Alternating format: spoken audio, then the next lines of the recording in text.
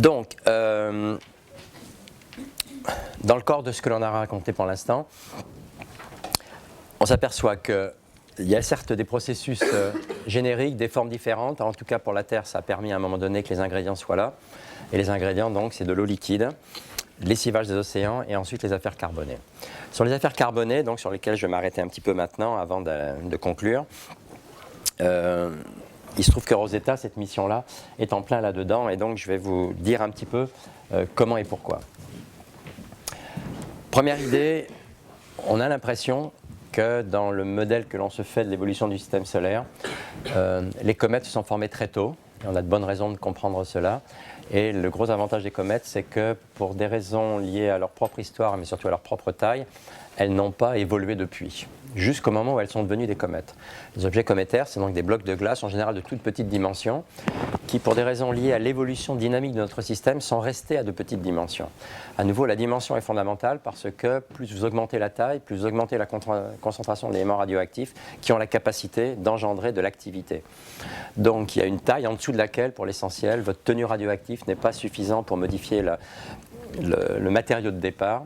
Et des kilomètres, c'est sûr que ça fonctionne, c'est probablement à l'échelle de quelques dizaines, voire centaines de kilomètres que ça se passe. Donc tous les objets qui dans le système solaire sont restés à des dimensions de l'ordre de quelques dizaines de kilomètres, on a de bonnes raisons de penser qu'ils n'ont pas eu suffisamment d'énergie interne, même très tôt dans l'histoire, pour être modifiés. Et ce qui nous fait dire que pour les comètes ça marche, c'est qu'elles sont restées sous forme de glace, et donc une glace à 200 K ça se sublime. Si elles sont restées sous forme de glace, c'est qu'à l'évidence il n'y a pas eu assez d'énergie pour modifier cet état-là. Ça ne nous dit pas ce qu'il y a à l'intérieur, et comme je vais vous le dire si j'ai le temps, on va essayer de savoir pour Rosetta s'il y a une structure à l'intérieur de Rosetta, c'est-à-dire s'il a pu y avoir à l'intérieur assez d'énergie pour modifier, mais on a de bonnes évidences quand même, si on peut dire qu'à l'échelle de quelques kilomètres, donc, on a des objets qui sont restés tels que.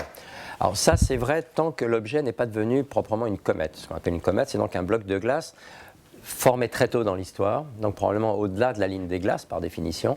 Et c'est ça qui nous plaît, c'est que c'est des objets qui sont formés loin dans le système solaire et qui, pour des raisons à nouveau liées à l'évolution dynamique du système, ont été éjectés très loin de leur lieu de formation. Alors ça peut être, ils ont pu être éjectés vers l'intérieur, ils ont disparu dans le Soleil, ils ont pu sortir de la cavité solaire, ils sont devenus objets interplanétaires, voire interstellaires. Et certains se sont mis dans un certain nombre de réservoirs, ce qu'on appelle des réservoirs, dont on n'a pas vraiment une grande connaissance et même une grande certitude, mais quand on regarde la manière dont ces objets-là reviennent vers la Terre, on a l'impression qu'ils proviennent d'endroits qui sont relativement communs pour un certain nombre d'entre eux. Et il y a comme ça deux gros réservoirs qui ont été fabriqués. L'un très loin du Soleil, à des dizaines, voire des centaines ou de centaines de milliers d'unités astronomiques, ce qu'on appelle le réservoir de Oort, du nom de l'astronome norvégien qui l'avait proposé, et qui consistait à dire, ça fait déjà des dizaines d'années, que certains des objets éjectés très loin voient leur mouvement perturbé par le passage d'étoiles proches. Ce sont des étoiles qui, en modifiant le champ gravitationnel local, va prendre certains de ces objets, les expulser du système, ou au contraire les faire rentrer dans le système interne. Et ce qui lui faisait dire ça, et ce qui est vrai probablement, c'est que lorsque vous faites ça, vous pouvez modifier l'inclinaison du plan en fait. Et effectivement, beaucoup de comètes ont, à la différence des autres objets planétaires, des orbites qui se trouvent dans à peu près n'importe quel plan, et non pas que dans le plan de l'écliptique. Donc ça montre qu'entre le moment où ils ont été formés et le moment où ils sont revenus, il y a eu une perturbation gravitationnelle qui a permis de leur faire changer de plan, ce qui n'est pas simple gravitationnellement. Donc ça, c'est une possibilité. Et puis il y en a d'autres qui probablement viennent de quelques dizaines d'unités astronomiques seulement, qu'on appelle les comètes de la ceinture de Kuiper, ou on appelle les comètes de Jupiter quelquefois, mais enfin qui sont là au-delà de Jupiter, et qui voient à nouveau leur extraction de ce nuage essentiellement par les planètes externes elles-mêmes. Et donc, à partir du moment où une trajectoire se voit modifiée, bien sûr, la comète se rapproche du Soleil, c'est là qu'elle développe sa coma, sa chevelure, par sublimation des glaces.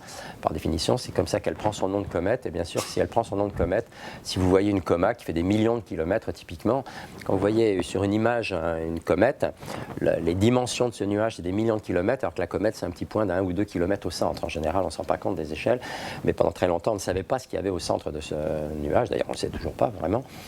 Et à partir du moment où elle se rapproche, la sublimation va éjecter plusieurs mètres de la surface. Et vous voyez que si vous éjectez plusieurs mètres, vous ne pouvez pas faire énormément de tours. Vous faites quelques centaines, quelques milliers de tours au maximum et c'est fini. Et comme ça se fait en quelques années ou quelques dizaines d'années, c'est vraiment le champ du signe. C'est-à-dire qu'à partir du moment où une comète devient comète, elle, c'est la fin de sa vie. Donc elle est restée pendant 4,5 milliards d'années au réservoir, très froid, où rien ne s'est passé. Et là, elle est en train de se modifier. Et bien sûr, cette modification peut jouer À partir du moment où vous sublimez des glaces, vous pouvez aussi vous mettez de l'énergie dans le système. Donc c'est pas nécessairement vrai que tout ce que vous mesurez est réellement le matériau qui était dedans. C'est le matériau qui était dedans, travaillé par le processus de sublimation. Mais à ce processus-là près, c'est le meilleur exemple que l'on peut avoir du matériau d'origine de cette nébuleuse qui s'effondre sur elle-même. Et donc c'est vraiment l'évolution de notre propre système qui a permis de préserver l'existence de tels objets qui n'ont pas pu aller jusqu'à la compaction d'objets de très grande dimension. Il y a des objets de glace de très grande dimension, les satellites des planètes externes par exemple, mais certains donc pour des raisons à nouveau gravitationnelles sont restés sous forme d'objets de quelques kilomètres. Et c'est eux qui deviennent donc des comètes. Ça, c'est la première chose. La question, c'est est-ce qu'elles ont pu jouer un rôle ou pas? Et pourquoi j'en parle ici? C'est justement par rapport à ça. Et le déclencheur de toute cette affaire-là, c'est vraiment ce qui s'est passé avec les missions de rencontre avec la comète de Halley en mars 86. Donc, je vais dire juste un mot là-dessus parce que c'est vraiment à nouveau, pour vous, pour certains ici, ça peut être de la préhistoire, mais mars 86, ce n'est pas complètement de la préhistoire. Mars, c'est le mois de mars, hein, ce n'est pas la planète. Et en fait, il y a eu une découverte majeure à ce moment-là. Donc mars 86, c'est le moment où la comète de Halley, qui se trouve être la plus grande connue des comètes périodiques, c'est un noyau qui fait une vingtaine de kilomètres, ce qui n'est pas gigantesque, mais ça fait quand même 20 kilomètres. Lui, quand il passe près du Soleil, ça fait une coma tellement grande que la diffusion de la lumière solaire sur cette coma fait que pendant plusieurs mois, vous avez une deuxième lune dans le ciel. Donc on comprend que les gens qui ont vu ce truc-là, ils étaient un peu affolés parce que la veille, il n'y avait rien. Pendant 2-3 mois, vous avez 2 lunes et puis après, il n'y a plus qu'une lune. Et donc, elle revient tous les 76 ans. Donc en général, vous ne le voyez qu'une fois dans votre vie, dans le meilleur des cas. Vous ne la verrez jamais d'ailleurs. Parce que la dernière fois, on ne pouvait pas la voir parce que la Terre était du mauvais côté par rapport au Soleil. Donc il fallait la voir en plein jour. Donc vous ne l'avez pas vue essentiellement. Mais le coup d'avant, 1910, en revanche, elle était bien visible.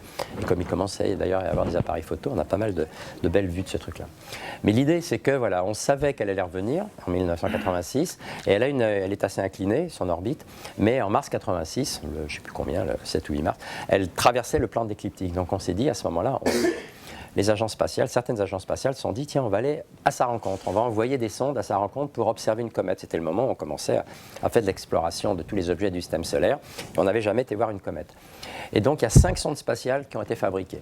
2 sondes soviétiques, il y avait encore l'URSS à l'époque, une sonde européenne qui s'appelle Giotto et 2 sondes japonaises. Et comme vous le voyez, il n'y avait pas de sonde américaine, donc personne n'a parlé de cette mission, et pourtant elle était super importante. Mais bon, les Japonais, ils s'intéressaient surtout à la queue magnétosphérique, enfin la queue magnétique, donc je ne vais pas en parler ici, c'était des petites missions mais intéressantes. Mais les 3 autres, c'était vraiment, l'idée, c'était de plonger dans la coma, vraiment de s'approcher au plus près pour essayer d'observer ce noyau cométaire. Mais à l'époque, vu les moyens que l'on avait, on n'avait pas de moyen d'aller prendre un noyau cométaire et de ralentir pour se mettre à la même vitesse que le noyau cométaire. Et donc, c'était du survol. Mais le survol, il faut imaginer qu'entre le moment où vous êtes devant et le moment où vous êtes derrière, il y a 2 minutes. C'est 67 km par seconde. Donc c'est comme ça, en 2 minutes, il faut tout faire. Donc vous voyez, c'est un peu compliqué parce qu'il faut penser à des expériences qui vont durer de l'ordre de la minute ou en fait quelques secondes, sachant que le temps de transmission de l'information de votre objet jusqu'à vous, c'est des dizaines de minutes. Ça dépend où ça se passe, c'était un quart d'heure à l'époque. Donc tout doit être automatisé. Et comme la scène se passe dans les années 80, vous voyez, il fallait faire vraiment. Et donc les Soviétiques avaient mis au point un système où on passait relativement loin, 10 000 km, ce qui n'est pas si loin que ça, mais suffisamment loin pour quand même que le temps de passage soit tel qu'ils pourraient mettre une grosse plateforme qui pointerait en permanence pour augmenter le temps. Et donc ils ont fabriqué, ou fait fabriquer, c'est les Tchèques qui ont fabriqué une énorme plateforme, là, rien que la plateforme c'était 150 kg, avec dessus 4 instruments, pour observer le noyau, mais bien sûr, vous ne pouviez pas vous la guider d'ici, à nouveau. Et donc, il fallait que le système lui-même ait le moyen de faire cette rotation.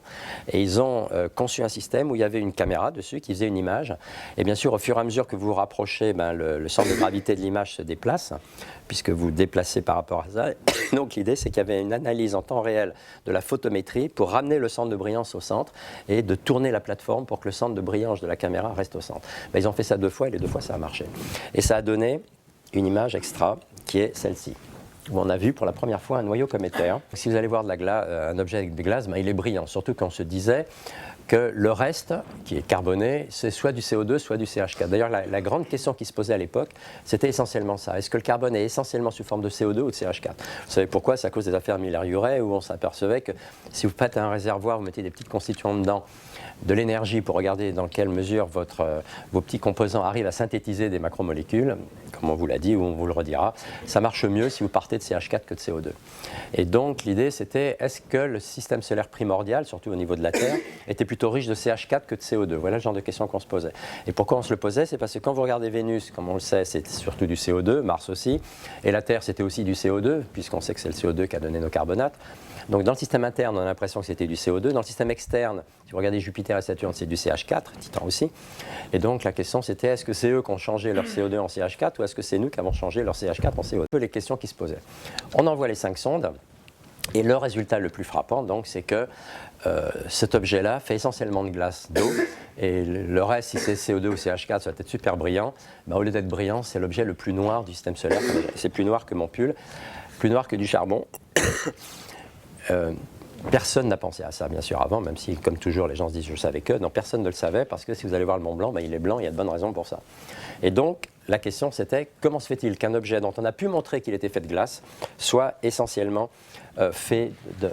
Et on avait un spectro-infrarouge à bord, qui s'appelle IKS, sur la sonde Vega, qui montre toute la fluorescence. Et le premier pic ici, c'est le pic d'H2O. On a bien montré qu'effectivement, il y a bien 80% de flotte là-dedans. Et donc, comment se fait-il que cet objet fait de glace soit essentiellement absorbant? Et l'idée, c'est que le carbone, majoritairement, n'est ni sous forme de CH4, ni sous forme de CO2, mais sous forme de molécules très absorbantes, probablement très réfractaires, parce qu'on les voit sous forme de grains, même à très grande distance, à des dizaines de milliers de kilomètres. Des instruments ont récupéré les grains, les ont analysés, et ces grains ne composaient, au début, n'avaient que CHON et un petit peu de S et de P, mais essentiellement que c'était des grains organiques, et un grain, c'est 10, 12, 10, 14 atomes, donc ça peut être une macromolécule très grande. On ne sait pas ce qu'est le poids moléculaire de ces molécules-là, il se peut que ça ne soit qu'un seul grain, une seule molécule, ces grains. Mais comme personne n'avait eu, on n'a bien sûr pas les moyens de savoir ce qu'est ce matériau-là. On a montré qu'effectivement, il y a une bande ici à 3, quelque chose qui n'est pas CH, qui est CH avec quelque chose, qui est un hydrocarbure. On n'a jamais pu aller plus loin que ça. Alors on a quelques idées d'autres constituants, voyage de CO, etc. Mais pour l'essentiel, on ne connaît pas la composition de ces macromolécules. Mais tout d'un coup, on a réalisé quelque chose d'important, qu'effectivement, personne n'avait réalisé avant.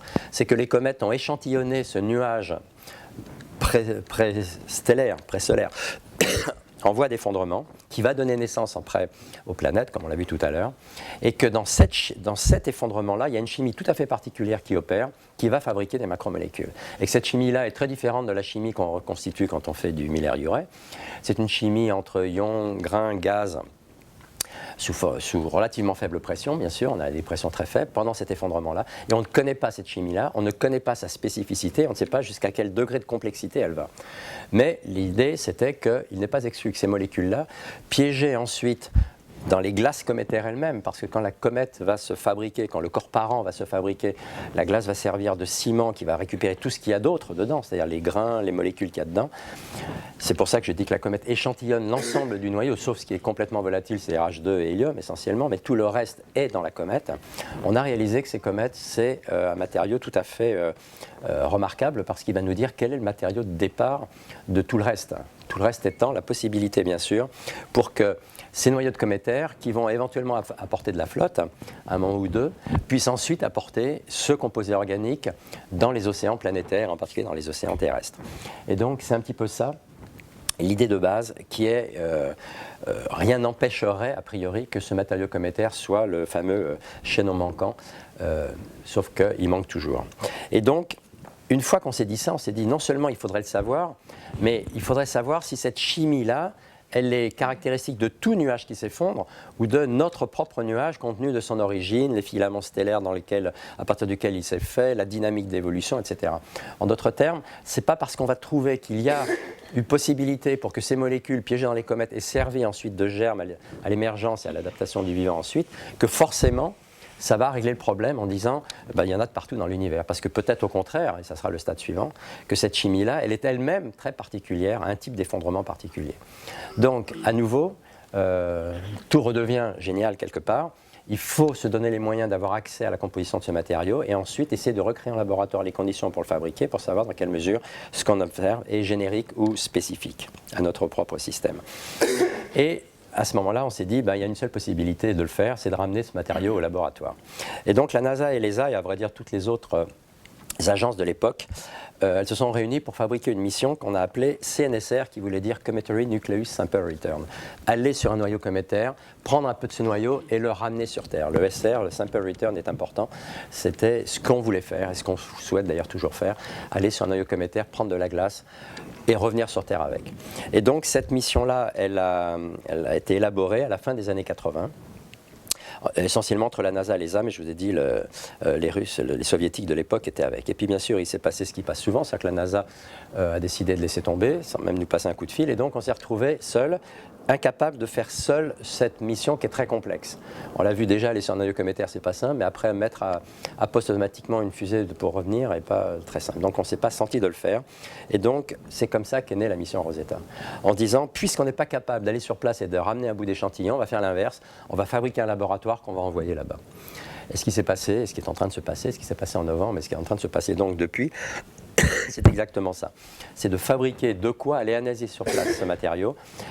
Alors bien sûr, ce n'est pas que pour ce que je vous dis, ce n'est pas que pour la composition organique du matériau de départ, mais très clairement, ça fait partie des objectifs prioritaires. Donc, il y a toute une, je vais passer là-dessus, il y a toute une élaboration du processus qui fait que Philae est né.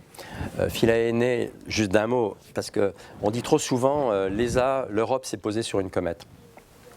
C'est vrai quelque part, mais c'est pas vrai par ailleurs. C'est pas l'ESA, Philae, c'est pas l'ESA.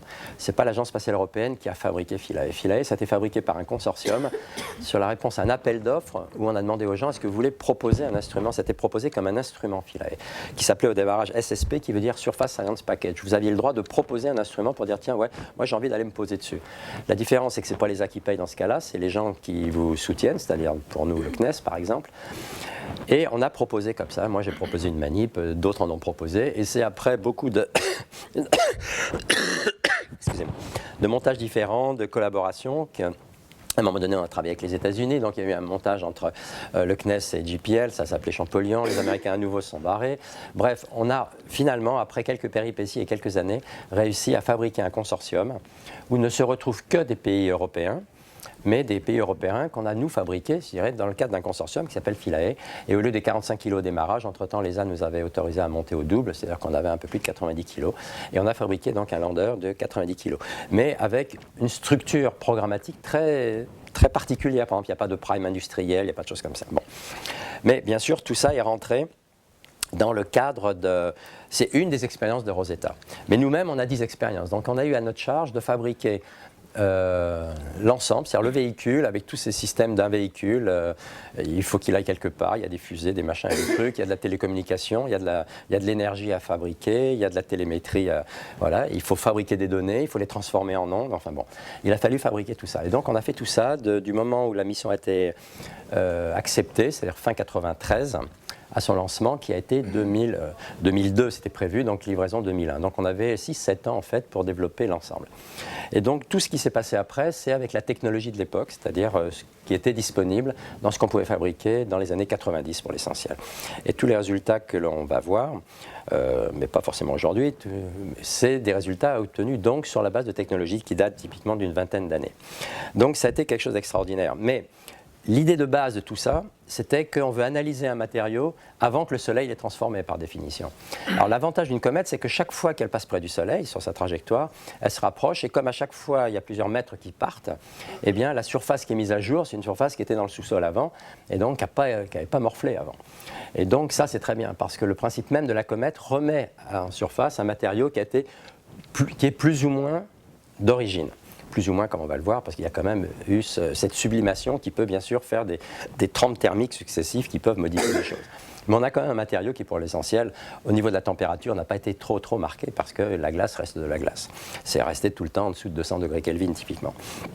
Mais donc ça suppose d'aller se poser loin du Soleil si on veut l'analyser avant que le Soleil. Donc loin du Soleil, on avait choisi arbitrairement comme distance 3,0 unité astronomique. Pourquoi 3,0 ? Parce qu'il fallait choisir quelque chose et que quand on regarde les courbes de sublimation, jusqu'à 3 unités astronomiques, l'eau en moyenne ne sort pas, donc les comètes deviennent actives en dessous de 3 unités astronomiques.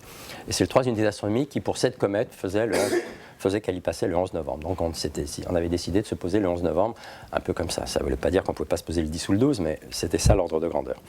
Et donc c'était immédiatement compliqué parce que si vous voulez poser à 3 unités astronomiques, d'abord il y a très peu de soleil, 10 fois moins, qui est au niveau de l'orbite de la Terre. Donc très peu d'énergie et il fait horriblement froid. Et donc il faut fabriquer un système qui non seulement est autonome, mais est autonome dans des conditions tout à fait drastiques. Décidément, il faut que je m'habitue à ne pas le faire comme ça. Donc, bon, c'est ce que je mets ici. Il faut faire l'instrumentation. Il y a plein de défis technologiques, plein de R&T. Bon, je passe là-dessus. Et on a fini par lancer notre affaire en mars, en fait, 2004. Parce qu'en plus, parmi tous les aléas qu'on a eu, on a eu une explosion d'Ariane 5 sur son pas de tir. Heureusement, la N-1e, celle juste avant la nôtre. Ce qui était une bonne nouvelle, d'ailleurs, parce que si ça avait été la nôtre, on n'aurait pas pu repartir. Et donc, il a fallu attendre 1 an et demi que Ariane soit réparée. Et c'est pour ça qu'on a dû entre-temps même changer de comète, parce que notre comète, elle n'était plus dans le champ. Il fallait trouver une comète qui avait le bon goût d'avoir une trajectoire telle que non seulement on pouvait l'atteindre, mais on pouvait ensuite se mettre sur la même orbite, à la même vitesse que la comète. Pour ça, il faut beaucoup freiner. Parce que pour y aller, il faut aller vite, et ensuite, il faut avoir exactement la bonne vitesse. Donc ça suppose des manœuvres un petit peu compliquées. Bref, on a trouvé la comète qui va bien, et c'est la comète dont vous avez vu qui porte le nom de ces deux découvreurs, Churyumov et Gerasimenko. Churyumov étant l'astronome et Gerasimenko, on pourrait dire sa secrétaire, qui est en fait une astronome aussi, mais on a voulu que son nom soit dessus aussi, évidemment. Et les deux vivent toujours, c'est des Ukrainiens qui sont en pleine forme. Et donc, voilà l'engin que vous voyez ici sur une image d'artiste, où vous voyez le lander qui est ici. Donc ça, c'est 1 mètre cube, typiquement, avec des énormes panneaux solaires. Pourquoi? Parce qu'en Europe, on n'utilise que des panneaux solaires. On n'a pas de générateurs radioisotopiques, on n'a pas le droit de les utiliser, on ne sait pas le faire bien, d'ailleurs. Et donc, même si vous allez loin, eh bien, vous avez des panneaux solaires. Or là, pour retrouver la comète par derrière, il a fallu aller au-delà de l'orbite de Jupiter. Et donc, vous êtes tellement loin qu'il y a très peu d'énergie solaire, et comme on est uniquement énergie solaire, ça fait des grands panneaux solaires. Donc on a 60 mètres carrés de panneaux solaires, c'est 2 fois 15 mètres de long. Donc chaque panneau, c'est la largeur ici. Donc vous imaginez 2 fois ça, c'est notre sonde. Donc c'est une sonde un peu compliquée pour ça, avec une dizaine d'instruments dessus, dont donc notre propre engin ici. Donc vous voyez qu'il est lui-même tapissé de panneaux solaires, avec l'idée que sur place, ça nous permettra éventuellement de survivre.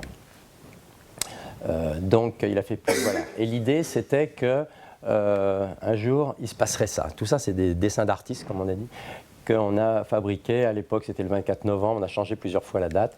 Mais voilà, ça c'est ce qu'on espérait qu'un jour se passerait. Et donc on avait un rêve, et ce rêve est resté notre rêve jusqu'au 12 novembre dernier. Mais il faut dire que c'était un rêve effectivement relativement fou, parce qu'aller se poser sur un noyau dont on ne sait pas ce que c'est, c'était pas trivial. Un petit truc. La première comète, elle faisait 700 mètres. Celui-là est un peu plus gros, mais en fait c'est un inconvénient que ça soit plus gros, parce que s'il est plus gros, il y a plus de gravité, et donc d'ailleurs on a vu le résultat, ça nous fait une vitesse au sol plus grande qui fait qu'on peut rebondir. Enfin bon. Donc voilà, ça c'était notre rêve. Et l'idée c'était que scientifiquement ce qu'on voulait, parce que le but c'était pas de se poser pour se poser, c'est se poser pour faire quelque chose. Et ce quelque chose, c'est ce que j'ai résumé ici. Essayer de déchiffrer les processus et les ingrédients qui sont responsables de cette diversité planétaire dont j'ai parlé beaucoup tout à l'heure. Qu'est-ce qui fait qu'il y a pu y avoir des chemins d'évolution différents? Essayer de comprendre un petit peu ça. Est-ce qu'il y a des ingrédients particuliers là-dedans, dans cette série de processus? Et est-ce qu'en particulier, certains d'entre eux ont été clés pour l'émergence et l'évolution du vivant? Et donc, il y a plein de défis technologiques sur lesquels je vais passer vite parce que ce n'est pas le but ici, mais ils sont nombreux. Je vais vous donner simplement un exemple qui est un problème énergétique, que vous compreniez un petit peu. On va se poser donc dans un endroit où il va par définition faire très froid. Très froid veut dire que typiquement à l'extérieur, il va faire 100, 120 degrés Kelvin, même pas. On va être en dessous de moins 150 degrés pour l'essentiel. Or, c'est très difficile de fabriquer des systèmes dont l'électronique travaille à ces températures. Toute l'électronique que vous connaissez, vos téléphones, etc., si vous les mettez à moins 2 degrés, déjà, ils commencent à affaiblir et vos batteries ne travaillent plus du tout. Or là, on a de l'électronique à l'intérieur, on a 40 kg d'électronique, indépendamment des instruments qui sont à l'extérieur, on a 40 kg d'électronique qui doit être à une température supérieure à, en principe, elle est qualifiée pour moins 65, disons, moins 70 degrés, moins 75 degrés Celsius. Mais dehors, il fait 100 degrés de moins à l'extérieur. Donc il y a déjà 40 kg à réchauffer de 100 degrés. Donc vous imaginez un paquet de 40 kg à réchauffer, vous avez 40 kg, 100 degrés. Ça, c'est une des choses à faire. Et puis ensuite, on veut faire de la science avec. La science, c'est, bon, indépendamment des télécommunications, de tout ça, on a 10 instruments à bord. Je n'ai pas marqué la liste là, je pourrais si ça vous amuse, mais on a par exemple une foreuse pour aller chercher des échantillons. Et comme on ne savait pas dans quoi on allait forer, il faut être capable de forer dans quelque chose réputé aussi dur que du béton. Et donc on voulait être capable d'aller 30 cm dans du béton. Donc on a une foreuse pour aller 30 cm dans du béton. Si vous allez vous acheter une foreuse pour aller dans du béton à 30 cm, vous allez prendre même pas 500 watts parce que vous prendrez 2000 watts. On a, dans les 10 instruments, on a 2 spectromètres de masse à haute tension. Donc on monte à 10 000 volts plusieurs fois. On a des magnétomètres, on a 7 caméras, 2 microscopes, enfin on a énormément de choses. Et bien pour tout ça, on a une puissance qui, selon les moments, varie entre 5 et 10 watts. 10 watts, c'est la moitié de la petite loubarde que vous avez dans votre frigo. Et avec ça, il faut faire tout ce que je viens de vous dire, c'est-à-dire chauffer de 100 degrés, 40 kg, etc. Donc ça suppose des développements technologiques impressionnants pour arriver. Dès qu'il y a un photon qui arrive, il faut qu'on l'utilise, quoi. Et on a montré que ça fonctionne. Voilà. Mais ça a été très compliqué en quelques années de fabriquer ça, avec la technologie de l'époque. Aujourd'hui, on ferait un peu différemment. Mais en tout cas, voilà ce qu'on a fait et voilà pourquoi ça... Donc là, vous avez une idée un petit peu du système. La suivante, vous avez, j'aurais pu en montrer d'autres, mais bon, vous avez un peu une idée du système. Il y a 3 pieds qui se sont ouverts pendant la descente avec des vis en principe. Là. Ça, par exemple, c'est un système de déploiement qui, avec un petit marteau ici, rentre ça dans le sol pour mesurer le gradient thermique. On voulait avoir une idée du flux thermique. Ça, c'est un magnétomètre qui s'est ouvert, qui a donné des résultats très impressionnants d'ailleurs, parce qu'il a une sensibilité telle qu'il peut mesurer le champ magnétique interplanétaire, donc du vent solaire, dans les 3 directions, avec une sensibilité qu'il n'y a jamais eu. Et il nous a beaucoup servi, je vous donnerai un résultat. Il y a des caméras tout autour, qui s'appellent les caméras Shiva. Ça, c'est un système APX qui se met au sol et qui va mesurer la composition élémentaire du sol, avec des sources radioactives pour exciter les transitions de tous les éléments métalliques qu'il y a là-dedans, etc. Tout ça, c'est la foreuse, avec ici la capacité donc de sortir ici, avec un outil tout à fait particulier, puisque cet outil il est capable à nouveau d'aller dans du béton sur 30 cm avec 2 watts seulement, etc. Donc voilà, c'est tout ça. Et ça, c'est à peu près, en fait, une fois projeté ici, c'est à peu près la taille réelle. Vous avez à peu près le système. Et tout ça, ça fait une centaine de kilos. Et c'est à l'intérieur qu'il y a les 40 kilos à réchauffer, qui vont être critiques pour la suite. Ça, c'est un mot sur le système d'imagerie, pour plusieurs raisons, mais l'une, c'est que c'est nous qui l'avons fait. Donc ça, c'est le lander vu d'en haut.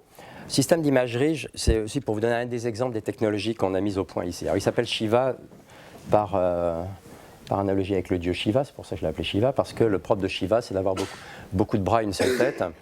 Et beaucoup de bras et une seule tête, c'est exactement ce qu'on voulait faire. Jusqu'alors, quand les gens voulaient faire des panoramas, ils avaient une caméra sur un bras qui tournait. Moi, j'ai toujours trouvé que c'était un petit peu crétin d'avoir un système de 2 kg dont la tête fait 10 grammes, quoi, et que le reste, c'est que de la mécanique.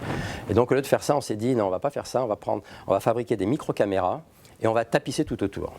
Parce que les micro-caméras, si on en met tout plein, d'abord il y a de la redondance, et puis c'est quand même plus... Il n'y a pas de pièces mobiles, ça risque pas de se déglinguer. Donc on a fabriqué des micro-caméras et on en a mis tout autour. Ça, c'est les champs de vue. Et on reconstitue le champ de vue avec la juxtaposition de 6 champs de vue de 60 degrés, dont un, on a mis 2 caméras ici pour faire de la stéréo. Donc voilà ce qu'on a embarqué. Et voilà les caméras qui sont toutes petites. Dans ça, c'est les panneaux solaires. Et voilà. Bon. Ça fait 5 cm, ça c'est l'arrière. Donc ce sont finalement des petits cubes qu'on a fabriqués. Dans la face du haut est 5 cm sur 1 à peu près. La face du haut, c'est votre CCD. Vous avez 6 couches électroniques dedans. Et par ce qui sort ici, vous avez ici un câble qui reçoit avec l'image numérisée. Donc là c'est le CCD. Vous avez 6 couches électroniques et vous numérisez ici. Et donc tout ça, ça pèse 50 grammes. Et ça fait des images à moins 150 degrés. Les images que je vais vous montrer, tout ça, ça a été pris à des températures moins 100, moins 110 degrés typiquement. Il n'y a pas besoin de les chauffer. Les voilà ici. Bon, ça c'est les caméras stéréo. Pour vous montrer quelques exemples, voilà, ça c'est le dessin de nos panneaux solaires du truc avec les caméras qui sont là. Voilà un panneau solaire que vous voyez ici avec les gens derrière, ça vous donne un petit peu une idée. Ça, c'est la face arrière du panneau solaire avec toutes les conductions électriques ici. Bien sûr, c'est de l'autre côté qu'il y a les cellules. Et donc, ça, c'est pris dans l'espace où de l'une de nos caméras, on voit le panneau solaire ici, qui fait ces 15 mètres là. Et on faisait ça pour montrer qu'on avait une bonne sensibilité. Voilà l'autre panneau solaire. Et on voit même la structure en nid d'abeille, etc. Donc, c'est des caméras qui fonctionnent bien. Et quand on pousse la dynamique, on voit même toute la câblerie comme ça. Donc, on était content qu'elle fonctionne bien. Voilà. Au sol, dans l'espace. Ça, c'est pris pendant la croisière. Et un truc qui est bien, c'est qu'à un moment donné, pour arriver, elle a fait plusieurs survols planétaires, parce qu'à chaque fois, on utilise la fronde en passant près des planètes. On est passé près de la Terre et près de Mars, 2 fois la Terre et 1 fois Mars. Et quand on est passé près de Mars, on a fait cette image que j'aime beaucoup, parce que là, vous avez la sonde Rosetta sur laquelle on est mis. Ça, c'est le panneau solaire. Ça, c'est une photo prise réellement quand on était en survol autour de la planète Mars. On est donc sur Philae qui est accroché sur Rosetta. Vous voyez Rosetta au premier plan, là, son panneau solaire, et derrière, Mars. Et en plus, ce que j'aime bien, c'est que la zone de Mars que l'on voit ici, mais c'est le hasard absolu, c'est la zone de Mars où on espère qu'ExoMars se posera, s'appelle Mars Vallis, qui est l'endroit le mieux préservé de la surface de Mars du point de vue des vestiges de son habitabilité éventuelle. Mais c'est le hasard absolu, bien sûr. C'est ici. Voilà, et donc ça, c'est la même chose qui a été prise au moment où on est arrivé, donc en septembre de l'année dernière, où cette image-là, elle a été prise, j'ai dû le marquer ici. Donc là, on a une distance de 50 km. Donc vous voyez ici donc le noyau cométaire. On savait déjà qu'il était comme ça. Il faut voir que le noyau cométaire, donc, on a appris sa forme exactement le 14 juillet. On commence à avoir des images début juillet. C'est le 14 juillet qu'on a réalisé que ce noyau cométaire, qui tournait très vite sur lui-même en plus, il avait cette double forme-là. Et quand on a vu ce truc-là début juillet, on s'est dit, oulala, jamais on n'arrivera à se poser là-dessus. Donc on a fait une image de ce truc-là, mais on était à peu près convaincus que jamais on y arriverait. Et vers la fin du mois de juillet, début du mois d'août, les gens du CNES à qui on travaillait donc, ont montré qu'il y avait quelques possibilités quand même. On pouvait trouver des orbites qui pouvaient nous permettre d'aller dans certains coins. Et donc début septembre, on a choisi un endroit qui nous paraissait le mieux. Je vais vous montrer après. Ça, c'est la même qu'on a prise quand on s'est rapproché. Donc, vous voyez ici donc, le noyau cométaire d'une distance de 20 km. Cette distance-là est exactement la distance depuis laquelle on a été éjecté. Donc ça représente exactement ce qu'on aurait vu si on avait pris l'image juste au moment où on partait. Donc on a été éjecté pour se tomber là-dessus exactement quand le noyau cométaire était à cette distance-là et on voulait aller à cet endroit-là. Voilà. Et on voulait aller sur ce coin-là. Et c'est ça l'endroit qu'on avait choisi pour aller se poser. Donc vous voyez, cette structure est un peu particulière, c'est le moins qu'on puisse dire. Elle a deux lobes comme ça. Il y a toujours la question de savoir si ces deux lobes représentent la collision de deux objets qui n'en font qu'un, ou au contraire un objet qui, par le dégazage, est en train de se séparer et va donner bientôt deux objets cométaires. Les deux sont possibles. Il y a des pros et des cons. On pourrait en discuter, mais ce n'est pas le plus important ici. Vous voyez énormément de structures à la surface, mais aucune de ces structures n'est une structure de cratérisation. Ce n'est pas des cratères qui sont venus pendant le LHV ou je ne sais quoi. Tout ça, ce sont des structures qui sont venues par le dégazage lui-même, dans un matériau qui est relativement inhomogène. Sauf peut-être ça, ici, qui est quelque chose qui est relativement circulaire et qui pourrait signer un impact très tôt dans le système. On a choisi finalement cet endroit-là parce que, d'un certain point de vue, il nous paraissait le mieux. Et le voilà ici. Alors, il y a une des raisons pour lesquelles on l'aime bien sûr, c'est parce qu'il y a un cœur ici, mais ce n'est pas la seule. Et c'est surtout parce que c'est un endroit où, à l'intérieur de notre capacité de se poser, qui est de l'ordre de 500 mètres, on n'avait pas trop de mauvais relief qui nous semblait mauvais. Et donc c'est ça qu'on a visé. Quelque chose de 500 mètres de diamètre, 1 km de diamètre, 500 mètres de rayon. Et quand on se posait dessus, on était donc à une distance de 510 millions de kilomètres. Et il fallait donc choisir, viser cet endroit-là. Et donc ça, c'est des images qui ont été faites pendant la descente. Quand on regarde où c'est sur cette carte-là, cet endroit-là est là, et de là à là, il y a 100 mètres. Donc c'était quand même pas mal foutu. C'est-à-dire que l'ensemble du système qu'on avait mis, avec la sonde Rosetta qui nous met dans la bonne direction, plus le système d'éjection qu'on avait choisi, le seul degré de liberté qu'on avait, c'était le système d'éjection qui nous donnait une certaine vitesse en module et direction. Donc on avait mis à une certaine vitesse, etc. Tout ça, sur une trajectoire, la descente a fait 22 km, donc on avait quand même possibilité, une petite erreur au démarrage, on pouvait même louper le noyau cométaire. Notre plus grand risque, c'était de passer à côté, à vrai dire. Et donc, on s'est posé juste à côté. Et donc, dès qu'on s'est posé, on était tout heureux, bien sûr. Mais, donc on a bu le champagne, c'était 5 heures de l'après-midi le 12 novembre. Et tout d'un coup, il était prévu dans la séquence que, juste après, la première chose qu'on devait faire, c'était le panorama de l'endroit où on s'est posé. Donc, j'ai vite monté pour récupérer les images. Première image, c'était celle-là. Et on s'est dit, oula, là, il y a un problème parce que nos caméras, elles marchent bien et ça, c'est une photo floue. Donc, à l'évidence, 3-4 minutes après, on était en mouvement.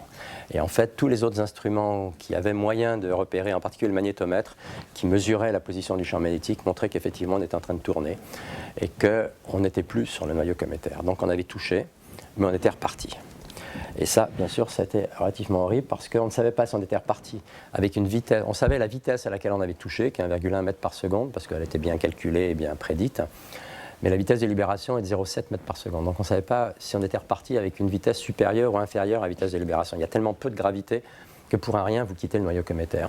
Donc est-ce qu'on est dans cette configuration ou dans celle-là On n'en savait rien. Ça a pris plusieurs heures de voir que tous les indices que l'on avait de mouvement avaient l'air de s'arrêter. Donc au bout de 2 heures, on ne bougeait plus. Mais on ne bougeait plus, et en plus il n'y avait plus de visibilité, donc on ne savait pas si on ne bougeait plus parce qu'on s'était posé ou parce qu'on s'était raccroché à quelque chose, c'est parce qu'on avait quitté, qu'il n'y avait tout simplement plus de données. Donc ça, c'était le 12, et donc c'était un petit peu compliqué. Il a fallu donc refabriquer une séquence pour se dire, dans le cas où on est dans cette configuration-là, il faut faire non pas ce qu'on avait prévu de faire, mais refaire quelque chose ici. Entre-temps, pendant toute cette trajectoire, qui en fait était plusieurs rebonds, 4 rebonds en fait, mais on l'a su qu'après, tout ce qu'on avait prévu de faire une fois qu'on était au sol s'est déroulé. Vous allez voir qu'une grande partie des résultats qu'on a maintenant a été fait en vol en fait, mais qu'après qu'on a su que c'était en vol. Et donc on a refabriqué une séquence pour ici, et c'est ça qui s'est passé le lendemain matin, un petit peu avant 7 h du matin. Il a fallu refaire donc une séquence, il a fallu pour nous choisir, au cas où on se reposerait, le bon moment pour être éclairé, sans savoir où on était, le bon temps d'intégration, parce qu'on aurait zéro chance de refaire, donc il fallait que ça soit le bon temps d'intégration des caméras, enfin bon, c'était pas simple. Et ça, c'est la première image qu'on a eue le lendemain matin.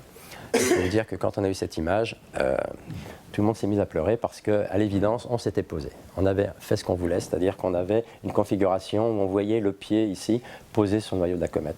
Et l'image à côté était encore plus belle parce qu'on voyait vraiment l'ensemble du matériau cométaire à côté, et c'est ça qu'on a tout de suite fait, c'est-à-dire le montage des deux. Donc on s'est posé, on était posé quelque part, et voilà le matériau cométaire tel qu'il se présente. On n'a pas fini de travailler sur ce genre d'image, mais à l'évidence, il y a des terrains différents là-dedans, et vous verrez dans 3 secondes qu'on est très content parce que c'est ça qui permet de dire que si on peut repartir, et je pense qu'on va pouvoir repartir, on va pouvoir analyser du bon matériau. Tout ce que vous voyez ici, c'est des ombres portées essentiellement de notre engin, tout ça là-dessus. Et donc on était très contents parce qu'on avait fait ce qu'on voulait, c'est-à-dire se poser sur un noyau cométaire, fabriquer un engin qui a 20 ans, se poser sur un autre qui a 4,6 milliards d'années. C'est la première fois qu'on mettait en correspondance 2 âges si différents. On avait un pied ici, on voyait d'ailleurs, cette chose-là, c'est une des antennes qu'on a de notre système. Parmi les instruments que l'on a, on a un système d'antennes qui permet de communiquer entre Philae, le lander, et l'orbiteur. Et en envoyant des ondes comme ça, quand vous passez de l'autre côté du noyau, les ondes traversent le noyau, on fait de la tomographie, et c'est ça qui nous permettra de savoir quelle est la structure à l'intérieur, est-ce qu'il y a de la structure, et en particulier de savoir, par la structure que l'on va avoir, la manière dont le noyau cométaire s'est empilé lui-même. Et donc, le rêve était devenu réalité, mais assez rapidement, on s'est aperçu que c'était un petit peu plus compliqué que ça, que cette image, elle est comme ça, que celle-là, elle est là, mais quand on regarde les autres, on s'aperçoit que ce pied-là, il n'y a rien derrière. Donc on était un peu étonnés.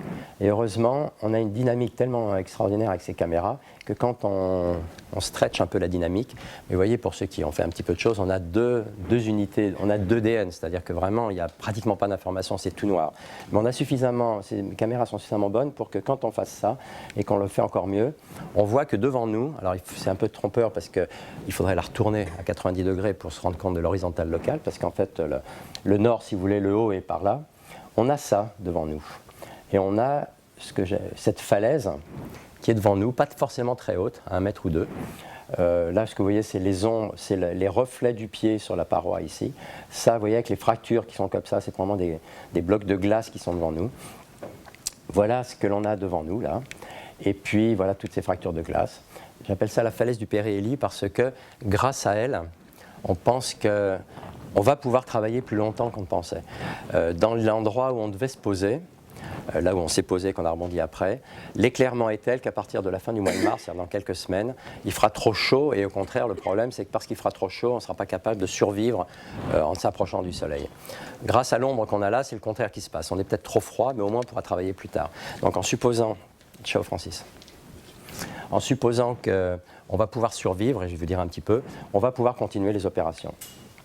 Voilà, donc il y a un pied, lui il est complètement en l'air, on a une autre antenne ici que vous voyez sur le fond du ciel.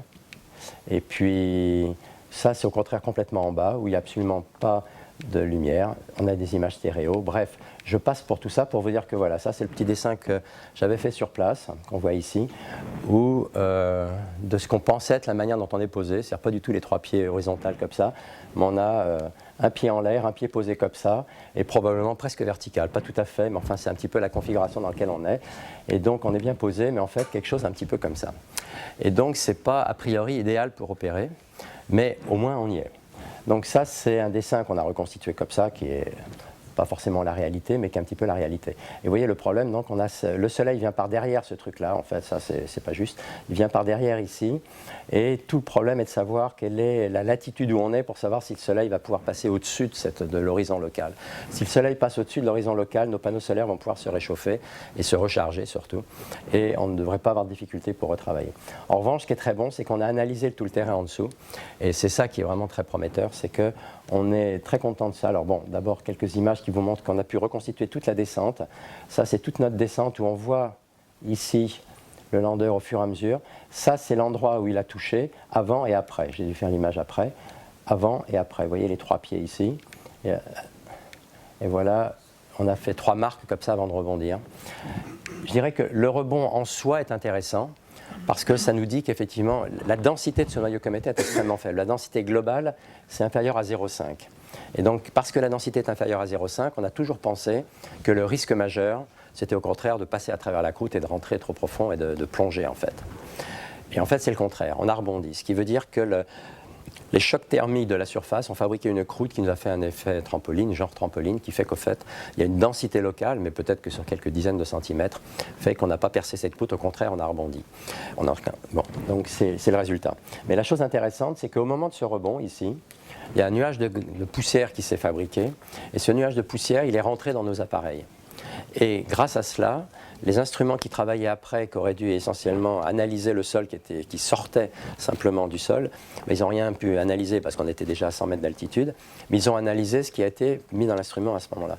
Et tous les résultats que vous allez voir publiés bientôt sur la composition organique en particulier, c'est des résultats qui ont été obtenus par l'analyse de ce matériau éjecté à ce moment-là. Et alors bien sûr, il n'y a qu'un seul point de mesure. J'espère qu'il y en aura d'autres, mais c'est très intéressant parce qu'effectivement, on a une variété organique beaucoup plus grande qu'on ne le pensait, qu'on ne l'espérait. Et donc, on a déjà, même pour autant qu'on ne pourrait pas recommencer les opérations, on a déjà, par ce rebond-là, accès au matériau qui est ici. Il se trouve que l'ensemble de ce matériau que vous voyez là, c'est un matériau d'albédo très faible. C'est trompeur l'image, c'est un albédo entre 3 et 4%. 5% maximum, c'est-à-dire que c'est le matériau organique riche en ces composés réfractaires. Ciao Muriel. Je reviens. Riche dans ce matériau complexe, probablement fabriqué à nouveau dans l'effondrement de ce nuage, qui, par le fait de la sublimation, est devenu le seul matériau qui recouvre la comète. Actuellement, c'est ça qui est très frappant. Vu depuis l'orbite, on ne voit pas du tout la glace, alors qu'on sait que la glace est de loin dominante. À la surface, il n'y a pas de glace qui affleure, parce qu'à force que la glace part, eh bien, il ne reste à la surface que ce matériau organique qui domine. Et donc, quand la sonde s'est posée, le nuage qu'elle a mis en place, eh bien, c'est un nuage essentiellement de ce matériau organique. Donc, ce qu'on a analysé, mais pas de la manière la plus propre pour l'instant, c'est précisément ce matériau-là. Mais comme il n'y a qu'un seul point de mesure, avec des specs pas très longs, on a un signal sur bruit qui n'est pas génial. Mais pour l'instant, on a déjà ces signatures-là. Et les articles qui vont être envoyés à la fin de ce mois-ci, à vrai dire, des 2 instruments, Cosac et Ptolémée, qui sont 2 instruments avec des spectros de masse, mais très différents, qui font de la chimie très différemment, vont nous dire ce qu'ils ont trouvé. Alors, un mot justement sur ces instruments-là, pour que vous sachiez aussi comment se font les mesures, puisque je vous dis à nouveau, une représentation n'a de sens que si ça part d'une observation, à partir duquel, etc.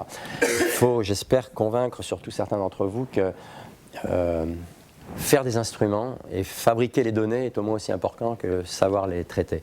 Il faut bien sûr savoir traiter les données. Si on fait des données, c'est pour les traiter. Mais les fabriquer et fabriquer les données dont on aura besoin dans 5, 10, 15, 20 ans est vraiment la chose la plus importante actuellement. Et avec nos agences spatiales et avec nos structures de recherche, il faut qu'on mette en place les technologies dont on sait qu'on aura besoin pour faire les choses en fonction de ce qu'on croit être les ambitions scientifiques qu'on aura dans 5, 10, 15 et 20 ans. Donc il faut que vous soyez sensibles à ça. Et je vous dis, avec quelques exemples ici, que travailler dans l'espace est toujours très contraint, mais c'est souvent la seule manière de le faire avant d'avoir des retours d'échantillons. Alors Ptolémée et Cosac, ce sont deux spectraux qui, de manière complémentaire, J'aurais pu vous montrer d'ailleurs, j'en ai après, mais ça fait rien, des instruments qui vont essayer d'avoir accès à la composition organique. D'un mot, pour avoir accès à la composition, on est à peu près sûr qu'aucun instrument seul n'y arrivera. Si en laboratoire vous voulez savoir de quoi est fait quelque chose, ce n'est pas un seul instrument en général. Il faut être capable de passer votre échantillon dans une série d'instruments qui va de moins destructif au plus destructif évidemment. Et on fait la même chose, on va faire la même chose. On a à bord, donc vous avez vu qu'il y a une foreuse, les instruments en sortant de la foreuse vont être mis dans des petits godets. Et dans ces petits godets, les échantillons vont être soumis à différents types d'analyses. La première, ça va être une analyse par microscopie optique, qui elle n'est pas du tout destructive, pour savoir déjà, à l'échelle de quelques microns, quelle est la répartition des grains eux-mêmes, quelle est la répartition des grains organiques dans la glace, etc. Puis ça va passer devant un microscope infrarouge qui va faire la même chose à l'échelle d'une vingtaine de microns, mais qui maintenant va être capable, 20 microns par 20 microns, de connaître la composition. De quelle glace s'agit-il? Est-ce que c'est des glaces de CO2, de CH4, de autre chose, d'H2O? Et quel est, si possible, le contenu moléculaire au niveau de la matière organique à l'échelle de ces 20 microns ou 40 microns? Puis le troisième après et quatrième, ce sont ces deux spectromètres de masse, où l'idée c'est que ces petits godets après on peut les chauffer à des températures de plus en plus élevées. Il y en a où on peut chauffer jusqu'à 250 degrés, l'autre ou 400 degrés, l'autre c'est jusqu'à même au-delà de 1000 degrés. Et à chaque palier en température, vous envoyez du gaz dedans pour pousser de l'hélium, pour pousser ce que vous extrayez à une certaine température dans deux lignes différentes. Ptolémée, c'est un instrument fait essentiellement en Angleterre, à Open University, et qui a comme but de faire d'abord de la chimie pour transformer tous les composés en oxydes relativement simples pour mesurer après les rapports isotopiques, essentiellement C12, C13, azote 14, azote 15, et aussi des sur H. Mais en étant sûr que, donc avec un spectromètre de masse qui a une très faible résolution en masse, il faut être simplement sûr qu'à une masse donnée, c'est bien l'isotope que vous voulez. Par exemple, vous voyez l'une des difficultés, si vous regardez la masse 28, ça peut être à la fois CO et N2.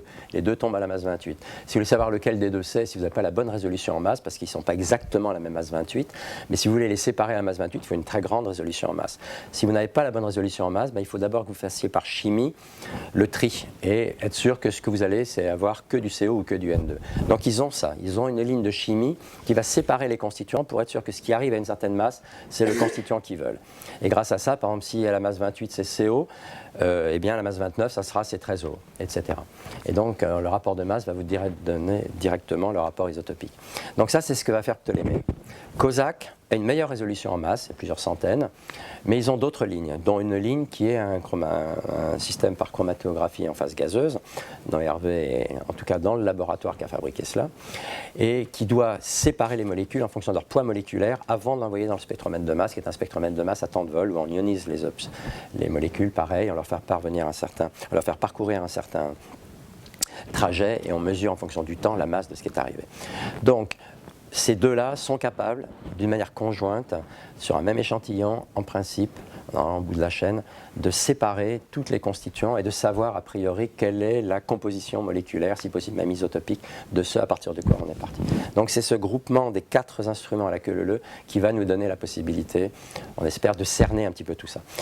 On fera bien sûr ça en comparaison avec ce qui se fait dans l'espace, parce que sur l'orbiteur, il y a aussi des spectromètres capables d'analyser, mais bien sûr, ce que vous analysez dans l'espace, ça a déjà été travaillé par le fait que c'est passé dans l'espace. Donc ça a été modifié, et l'une des choses, c'est de savoir est-ce que le fait que ça soit éjecté a modifié ou pas le contenu isotopique. On l'a sous la main, une partie seulement a été faite, malheureusement, mais une partie quand même. Et s'il fallait s'arrêter là, on a déjà beaucoup de choses, beaucoup plus qu'on n'a jamais su sur les comètes, mais on espère bien sûr que tout ça va pouvoir repartir dans le site dans lequel on est. Donc, est-ce qu'on va pouvoir se réveiller? L'idée, c'est que la comète actuellement, elle se rapproche du Soleil. Elle sera au périhélie le 14 août. Donc plus on attend, plus le Soleil va fabriquer de l'énergie. Comme essentiellement c'est de l'énergie qu'il nous faut, en attendant, forcément, on aura suffisamment d'énergie. Au pire, on attend juin, et au mois de juin, c'est sûr qu'il y aura assez d'énergie pour fabriquer les quelques dizaines de watts dont on a besoin. Quand on s'est arrêté le 12 novembre, la dernière mesure qu'on a fait, on avait 3,5 watts sur les panneaux solaires, mais après la rotation, on pense qu'on a dans le tour de 5 watts. 5 watts de disponible, c'est ce qu'il nous faut pour rebooter le système. Pour après communiquer, il faut encore 5 watts de plus. Ça paraît pas beaucoup, mais il faut doubler la mise. Il n'est pas exclu qu'on soit déjà dans une telle configuration. Donc, simplement en attendant que le Soleil joue son rôle, parce que la comète s'en rapproche, ça devrait aller. Mais en plus, l'évolution saisonnière fait qu'on devrait avoir le soleil qui passe au-dessus des falaises locales et tout d'un coup irradier nos panneaux solaires d'une manière plus efficace. Donc si tout ça va bien, on devrait ou on pourrait ne pas être trop mal en configuration pour réveiller le système bientôt. La grande question est de savoir, quand on va le réveiller, quelle aura été la température à l'intérieur, sachant qu'à l'extérieur c'est très froid et qu'à l'intérieur il ne faut pas descendre trop en dessous de moins 80 typiquement, parce qu'on commence à avoir des systèmes qui, à cause de la dilatation thermique, de la contraction thermique, peuvent avoir cassé. Ça on ne sait pas. On ne sait pas actuellement quelle est la température d'équilibre à l'intérieur. On a de bonnes... Quand on évalue un petit peu ce qu'on avait avant, qu'on extrapole, etc., on a de bons espoirs d'être en train de survivre, donc déjà d'avoir survécu. Plus on s'approche, mieux c'est, bien sûr. Mais ça, on ne le saura que quand on va tester. Donc on va commencer à faire ça dans les semaines qui vont venir, au plus tard courant mars, mais on espère un petit peu avant. Alors, ce qui nous plaît bien, c'est qu'on s'aperçoit sur cette image, je vous montre celle-là parce qu'elle est publiée, mais toutes les images qu'on a fait en dessous et à côté montrent encore mieux, qu'on a une très grande diversité de terrains. Mais surtout, la chose importante, c'est que ce genre de matériaux ici, qui sont des grandes structures de glace avec des fractures comme ça, on voit que c'est de la glace par les fractures ici. En fait, c'est trompeur, mais ces choses-là, vous voyez l'antenne ici, ça c'est l'antenne de concert. L'albédo de l'antenne, c'est 5%. Donc vous voyez que ce qui apparaît très brillant, c'est en fait très sombre. Et donc tous ces matériaux autour ici, c'est des matériaux qui sont vraiment le Graal que l'on cherche depuis le début, c'est-à-dire des blocs de glace imbibés de ces molécules organiques. Ils sont devant nous, à portée de main. Donc ça serait rageant de ne pas pouvoir les analyser. On sait maintenant que par une petite rotation, on a fait la reconstitution du sol sous nous, par une petite rotation d'une vingtaine de degrés, le drill peut aller maintenant forer des échantillons, les récupérer et les mettre dans les petits creusets en question et les analyser. Voilà, donc vous en savez autant que moi là-dessus. Tant qu'on n'aura pas testé, on ne saura pas le système, on ne saura pas le statut du système. On va faire en sorte qu'on puisse rapidement le savoir. L'idée générale, c'est ça. On a à notre portée des terrains qui portent vraiment l'intérêt à son paroxysme. Probablement l'endroit où on est, du point de vue des terrains portés, est plus intéressant même que le point d'ancrage initial qui était recouvert de ce matériau qui probablement avait été pas mal travaillé par la sublimation. Là, on a du matériau qui, parce qu'il est resté souvent à l'ombre, il est vraiment la glace d'origine que l'on cherche à analyser. Donc voilà où on en est et ça sera pour les semaines qui viennent et donc vous suivrez ça comme tout le monde par les voies normales. Bien. Alors ensuite, je vais simplement terminer par quelques mots sur les missions qui se font en parallèle et je vais donner un petit accent aussi sur les choses instrumentales qui vont avec. Je vous ai montré, bien sûr, ce que je n'ai pas dit, mais ce que j'aurais pu dire, ce que je vais dire oralement, les affaires martiennes continuent évidemment. On a identifié sur Mars, je crois qu'il ne faut pas minimiser ça, c'est même quelque chose de majeur. Au cours des 10 dernières années, l'idée que Mars a pu avoir une ère très tôt dans son histoire d'habitabilité potentielle, c'est-à-dire un moment où il a pu y avoir de l'eau disponible sous forme liquide à la surface et que dans cette eau initiale, il a pu y avoir tous les ingrédients qui font qu'éventuellement de la vie a pu émerger dedans. Donc maintenant qu'on les a identifiés, il n'y en a pas beaucoup, il y a quelques sites à la surface de Mars, simplement comme ça. À nouveau, c'est les sites qui ont été protégés du LHB. On les a identifiés, on sait où. Et bien sûr, maintenant, toutes les missions qui viennent, encore mieux peut-être que MSL, qui va essayer malgré tout de rechercher les minéraux qui nous semblent être ceux qui tracent réellement les choses importantes, c'est-à-dire essentiellement les argiles et les sulfates. Les missions suivantes, qui sont à la fois ExoMars et Mars 2020, devraient aller dans ces sites-là. Et il y a actuellement tout un processus pour essayer de sélectionner les bons sites, dans lesquels tous les groupes qui font ça sélectionnent comme sites ceux que l'on a repérés comme étant les plus intéressants de ce point de vue-là, c'est-à-dire que ceux qui ont, du point de vue des minéraux, ceux qui sont le plus propices pour avoir hébergé de l'eau, et à l'intérieur de cette eau, parce que c'est surtout des argiles, avoir une structure minéralogique telle que des composés carbonés auraient pu éventuellement s'élaborer d'une part, et être préservés jusqu'à aujourd'hui. Donc les affaires martiennes vont continuer peut-être parmi ce qui aura de plus important dans l'exobiologie expérimentale des prochaines années, parce que les missions existent. Et c'est des missions qui, à nouveau, vont nous dire s'il a pu y avoir le passage de l'organique au vivant. Avec cette chose incroyable derrière, c'est que selon la réponse à cette question, on aura énormément de réponses différentes. Si on s'aperçoit qu'effectivement il a pu y avoir le passage vers le vivant avec des formes très certainement rudimentaires, on pourra, à nouveau, comme je le disais tout à l'heure, expliquer pourquoi ça n'a pas pu aller plus loin sur Mars alors que ça a pu aller sur Terre et suivre l'évolution. Mais on pourra surtout étudier ce qui s'est passé sur Terre quand la même chose s'est arrivée, parce qu'à nouveau, on a sur Mars une fenêtre qu'on n'a plus sur Terre, puisque sur Terre, on n'a aucun terrain qui a survécu en deçà de 3,4, 3,7, 3,8 milliards d'années. On a des grains plus vieux. Vous savez bien qu'on a des zircons qui ont été datés à 4,2, 4,3 milliards d'années, dont on a dû vous parler. Mais ça, ce sont des grains qui ont survécu, mais les roches dans lesquelles ils étaient, les granites, ont disparu. Donc on n'a pas le contexte géologique.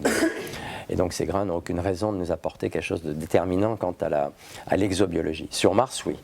Donc les affaires martiennes, dans les 15-20 prochaines années, vont être absolument majeures à nouveau. On espère que l'Europe, qui a participé beaucoup à cette exploration avec Mars Express et qui maintenant est très impliquée dans ExoMars, va continuer son exploration. Il y a des problèmes politiques derrière qui ne sont pas simples. C'est une mission qui coûte cher dans un cadre un petit peu compliqué, donc c'est pas sûr qu'on va arriver à la faire. Mais pour autant qu'on va arriver à la faire, les instruments à bord devraient être sans aucune comparaison meilleurs que ceux qui sont d'ailleurs dans les missions américaines en compétition. C'est de très bons instruments parce qu'on a une tradition instrumentale en Europe qui est reconnue comme telle d'ailleurs.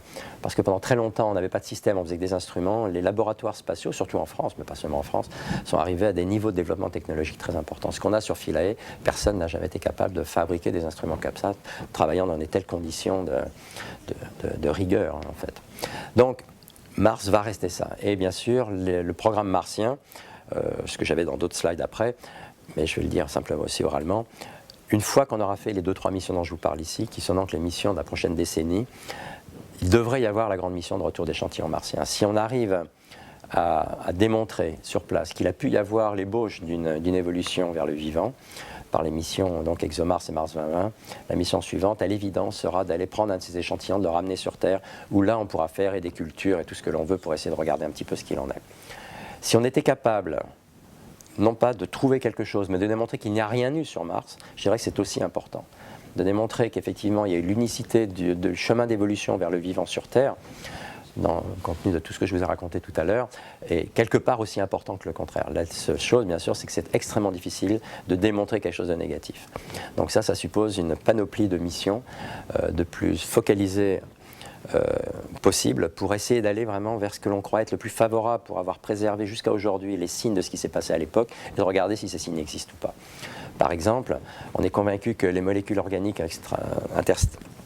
planétaires qui sont bloquées dans les comètes arrivent bien sûr à la surface de Mars comme elles arrivent à la surface de tous les objets planétaires maintenant.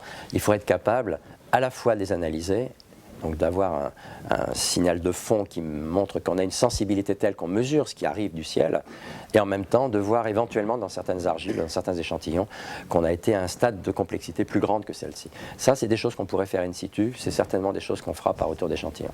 Donc je suis convaincu que parmi vous, un bon nombre d'entre vous vont continuer ou vont travailler sur les affaires martiennes, soit directement sur les manips embarquées, soit en préparation des manips de retour d'échantillons, qui ne pourront pas ne pas avoir lieu, à mon avis, dans la décennie des années 20 et 30. Ça, c'est donc tout le pôle qui tente à essayer de comprendre s'il a pu y avoir le passage au vivant, et je pense qu'il n'y en aura pas d'autres équivalentes là, à nouveau, parce que Mars, de loin, est l'objet le plus favorable pour avoir eu de l'eau stable à l'état liquide à sa surface. Il y a deux autres directions sur lesquelles les gens travaillent donc maintenant. L'une, c'est d'essayer de regarder donc les ingrédients de départ, comme on est en train de faire avec Philae, et d'essayer, dans la panoplie de tous les objets qui ont pu garder la mémoire de ce qui s'est passé au démarrage, d'essayer d'analyser les échantillons qui en ont gardé la trace aussi. Essentiellement, on va vers ce qu'on appelle des petits corps à nouveau, parce que, comme je vous l'ai dit, plus le corps est grand, plus sa réserve énergétique sont grandes, et donc plus sa capacité de remettre à zéro la mémoire est importante, et donc on perd l'information primordiale. Donc il faut aller sur des objets de petite dimension. Et parmi ces objets de petite dimension, il y en a une particulière qui est intéressante, que sont les astéroïdes de type C. Donc Francis a dû vous en parler, dans la panoplie de toutes les météorites, il y en a qui viennent de petits corps très particuliers, qu'on appelle les astéroïdes C, C comme carbone en fait, qui sont des astéroïdes qui sont peu nombreux, qui sont la source de toutes les chondrites carbonées, qui sont une grande diversité, vous avez vu de chondrites carbonées, mais toutes viennent d'un petit nombre d'objets qui ont comme particularité d'être riches en eau et en composés volatiles, et en particulier carbonés. Ça peut aller jusqu'à 20% de composition, par opposition aux autres. On a toutes les raisons de penser que ces objets-là se sont formés aussi tôt, probablement pas aussi tôt que les comètes, mais ont bloqué aussi ce matériau d'origine dans leur propre structure sans avoir eu la possibilité de le modifier. Donc on est intéressé à savoir ce qu'il en est. Bien sûr, l'avantage des astéroïdes C, c'est qu'on a de temps en temps des échantillons qui nous en viennent, les chondrites carbonées. Et donc on travaille déjà là-dessus. Donc il n'y a pas le même degré d'intérêt quelque part, dans la mesure où on ne peut pas dire qu'on part de zéro pour les astéroïdes C, alors que pour les comètes, on part de zéro parce qu'on n'a pas d'échantillon cométaire tel que, sauf peut-être certaines micrométéorites, dont on peut vraiment connaître l'origine. Mais pour les astéroïdes C, le problème, c'est qu'entre le corps parent, l'astéroïde, et la météorite, il y a un tas de processus qui arrivent, qui sont l'éjection de l'astéroïde, puis la rentrée atmosphérique, puis etc., et la traversée interplanétaire, dont on n'est pas sûr qu'elle-même n'a pas joué pour modifier le contenu organique en particulier. Et donc, rien ne remplacera, bien sûr, une expérience qui tente à aller sur un astéroïde C, analyser, si possible, ramener des échantillons bien préservés. Donc ça, c'est un type de mission que les Japonais adorent. Ils ont une communauté petit corps très efficace. Je vous ai dit, ils en avaient déjà fait deux sondes pour aller dans la queue de la comète de Halley en 86. Et les mêmes, ou le même laboratoire qui s'appelle l'ISAS dans la banlieue de Tokyo, fabriquent des missions, de petites missions, à l'échelle de ce que serait le CNRS chez nous. C'est des petites missions qui ne coûtent pas cher du tout, mais très flexibles, très souples et très efficaces pour ça. Ils en ont fait une qui s'est appelée Hayabusa 1. Qui avait comme but d'aller se poser sur un astéroïde. Alors là, ils avaient choisi un astéroïde facile, si on peut dire, donc relativement proche. On prend des géocroiseurs, c'est-à-dire des satellites, des astéroïdes qui traversent l'orbite de la Terre à un moment donné pour ne pas l'avoir aller trop loin. Et si possible, un qui a une orbite telle qu'avec la fusée que l'on a, on peut aller à sa rencontre et se ralentir suffisamment. Ils ont fait ça avec la sonde Hayabusa 1, et ils ont choisi comme astéroïde un astéroïde qui était facile d'accès, mais il se trouve que c'était un astéroïde S, qui n'était pas un astéroïde qui scientifiquement était très intéressant. Mais ils ont eu énormément de déboires, ils ont perdu la sonde un grand nombre de fois. Plus grand, bon, et puis ils avaient complètement perdu l'idée que ça pourrait marcher. Ils ont fait quelques manips sur place, mais uniquement à distance. Et puis la capsule de retour, ils n'ont jamais su, si elle était sur le chemin du retour, si elle avait pris des échantillons. Bon. Et un jour, la scène se passe il y a 2 ans et demi, 3 ans et demi. Il y a un truc qui traverse l'atmosphère et qui va se poser exactement où ils avaient prévu, en plein milieu d'un désert en Australie. C'était leur sonde. Leur sonde est revenue. Et personne ne s'y attendait. Donc ils ont repéré par radar, par tout ça.